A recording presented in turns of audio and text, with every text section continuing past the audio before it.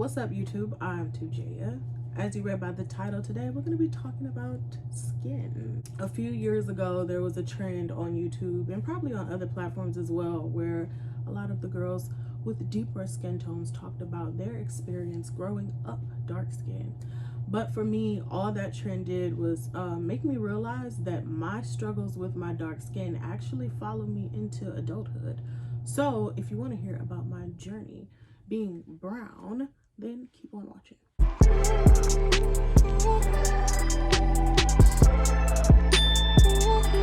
I can remember being very young and already having developed a very unhealthy relationship with my skin. I loved playing with my dolls, I loved playing with my Barbies, but I would get so distracted by their white skin. I literally would pray to God, I want to look like this when I get older. It always fascinates me how cognizant I was at like 5 and 6 years old, because while I wished I was white, I didn't not want to be black. You know, I wanted to be black, I wanted to like being black, but I wanted to be beautiful even more. There wasn't much representation, you know, on TV that looked like me. I was already in school and I was already being told that I was ugly just because I was dark skinned. I heard that all throughout school, all the way from pre-K all the way up through high school, that dark skinned girls are ugly. And I believed that, I married that, and I carried that with me for like the majority of my life. As I started getting older, entering into middle school, the desire to be as white lessened, you know, but there was still some diluting that needed to be happen. Like, you know, I didn't want to just be white, like I wanted to be black and white. You know, got a little bit older, I wanted to be Puerto Rican. Got a little bit older, I want to be Puerto Rican and black. Like, you know what I'm saying? Like, love my culture, you know, so I never want to not be a part of it. However, I'm not accepted in my culture. I wasn't given permission to love myself inside of my culture because I was too dark. When MySpace came out and Facebook became a thing, that was probably the worst thing that could have happened to my self-esteem, because as many filters as these apps would allow me to use, I used them all. I wanted to look as light as I possibly could. I truly hated myself. I hated looking in the mirror. I hated seeing myself. I was going through like a health issue at such a young age, and I didn't know yet. I wouldn't find out until I was an adult. And so I was dealing with severe hyperpigmentation, which was just making me even darker. I was disgusted with myself. I was disgusted with being dark. Truly, I was. It's so sad. Representation is imperative. It's so important, because whatever children see, whatever is being celebrated, you know, that's what children are going to strive for. That's what they're going to want. Gabrielle Union and Bring It On was probably the best thing that ever happened to my childhood, because they were black and they weren't trying to be anything else but black. They were the culture. They weren't trying to, you know, be white. They weren't trying to fit in with these white people. They were just trying to be who they was, and they came and they were unapologetically who they were. I wanted to be a Clover, period. And representation is important, but how we're represented is important too. But as I grew up, I started to realize how over-sexualized dark-skinned women are. Constantly just over-sexualized. And I think we also over-sexualize ourselves. I think we see it, but also because, at least I know for me, when I was, you know, on those platforms, on MySpace and whatnot, and I was seeing that I wasn't getting as much attention, and that made me feel like I wasn't cute. So as a result, I began to post more provocative pictures. Oh, God bless my heart, because I was so young. Like, oh Jesus, you know? Sorry parents, because they had no idea.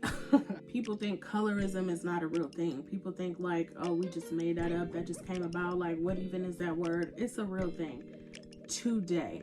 Like, y'all wouldn't believe the crazy things that I have experienced in my adult life. Being brown, being dark skinned. I was sitting at this table full of people. I mean, there had to be like 10 of us. And this guy just gets to talking randomly about his friend, but then he just gets to going into how dark his friend is. I mean, that dude is just so black.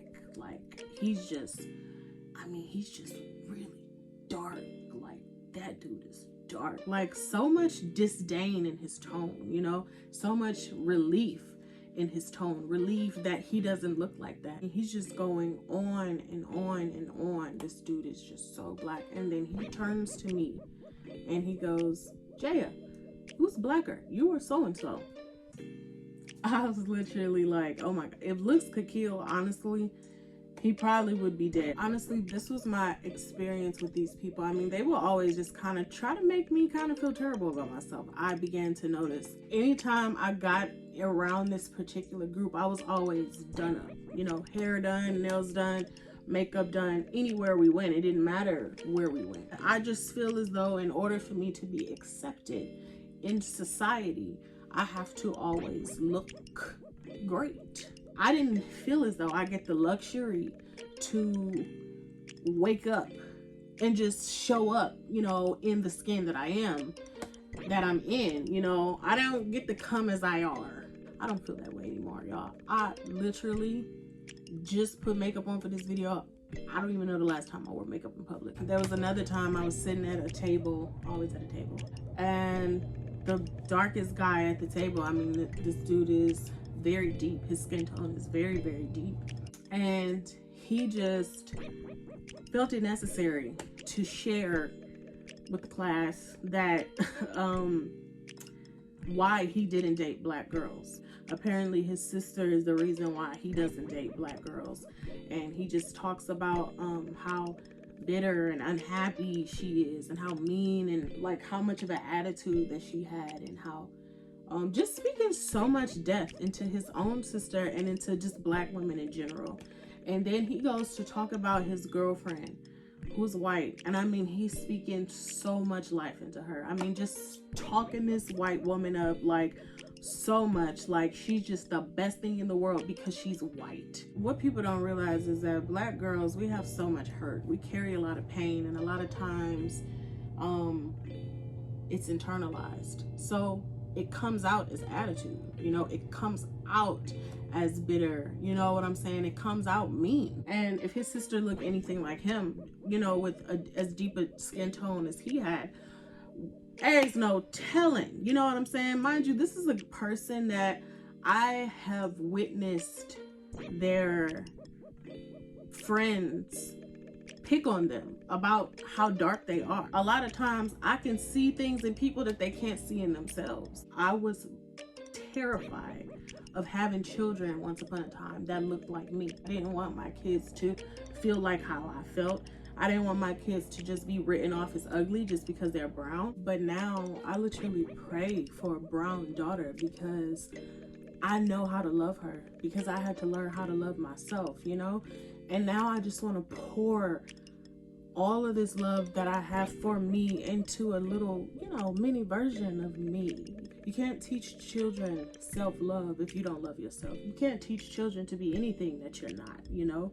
So I fought to like how I look, to love how I look, because I want to be a mom and I want to be an awesome mom. Black women are truly the most unprotected. I mean, by our own men. I think that's the most upsetting part about my journey with my skin and my struggles with my skin, is that most of the struggle came from black men. But we must forgive them. We have to forgive them, because we all learn to hate dark skin from the same source. We are all victims, you know, even them in their ignorance are victims. My journey with my skin has truly been a journey, you know, but finding Christ, following Christ, I mean, God, you get confidence like you've never had it in your life. It's a supernatural confidence, a confidence that we don't have in our human form on our own. I know that it was a part of my journey for me to be brown and me to learn to love it, you know, because it's gonna take for somebody to love how they look, for the next little girl to love how she looked. You don't have to be light-skinned to be deserving of love. You don't have to be brighter.